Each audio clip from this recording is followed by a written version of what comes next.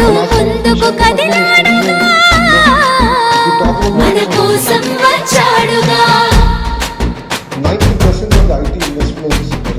అదిగదిగో అడుగుల సడి వినపడలేదా, అగ్గి పిడుగులాంటి రూపు కనపడలేదా,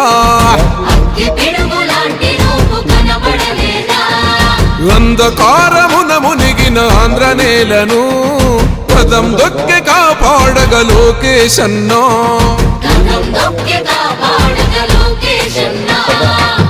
పేరుకు సర్కారు సంక్షేమాలు, పేరుకు పోతున్నాయి పేదరికాలు, ఉపాధి లేక యువత వీధుల పాలు, రైతులు మహిళలు మన విద్యార్థులు, అగమ్య గోచరమే అందరి కథలు.